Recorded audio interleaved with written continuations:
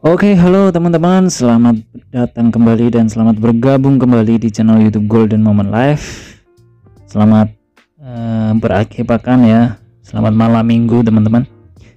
Untuk kebanyakan orang, terutama anak-anak muda, kalau malam minggu ini biasanya nongkrong, menghabiskan uang ya, nongkrong gitu ya di kafe-kafe. Nggak tahu arahnya ya. Mungkin cari inspirasi ya lebih baik kalau kita sudah paham teman-teman, pasti akan memanfaatkan waktu dengan sebaik-baiknya ya, karena time is money ya.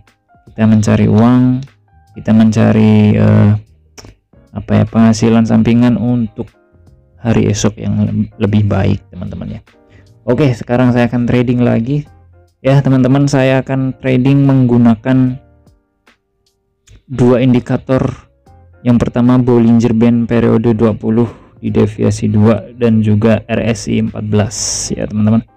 Sebelum saya open posisi, saya akan mengingatkan kembali untuk teman-teman yang mau belajar trading, terjun di dunia trading, silahkan daftar terlebih dahulu menggunakan link yang sudah ada di kolom deskripsi di video ini teman-teman ya.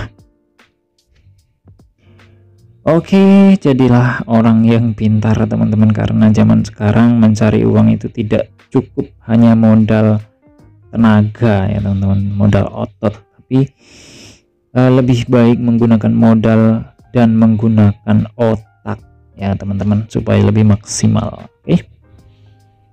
Oke, saya akan coba-coba mencari marketnya, nanti baru saya jelaskan teman-teman. Wah, sulit nih. Hari ini hari Sabtu, market mata uang itu OTC.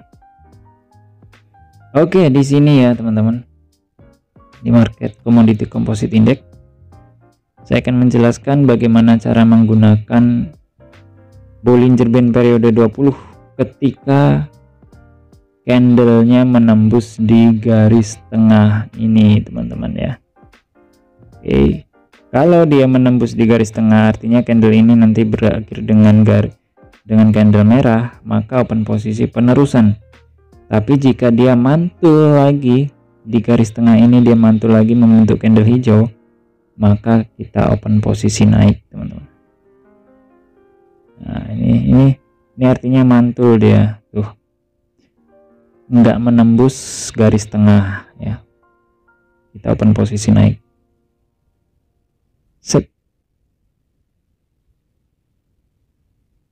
Terus bagaimana kalau loss? Kalau loss, kita kompensasinya harus menunggu candle ini habis teman-teman.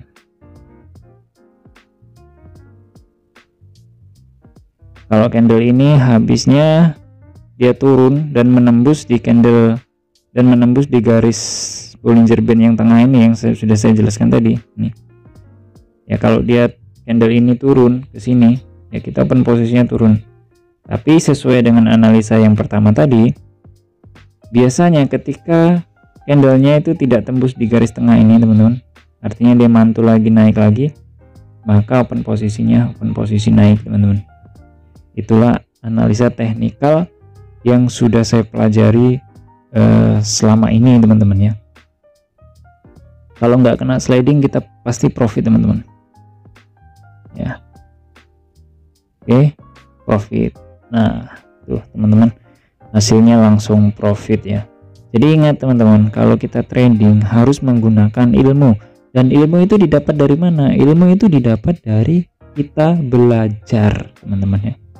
Yang pertama, kita harus belajar. Yang kedua, ketika kita belajar, kita pasti mendapatkan pengalaman. Nah, pengalaman inilah yang paling penting teman-teman. Kalau kita nggak pernah mencoba, nggak pernah belajar, kita nggak akan mendapatkan apa-apa teman-teman.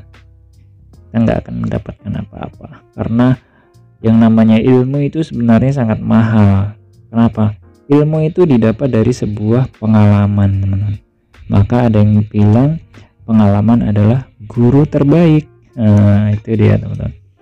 Jadi kalau mau mencari uang dengan trading seperti ini ya, memang harus berani teman-teman. Artinya ya harus berani menentukan sikap gitu ya.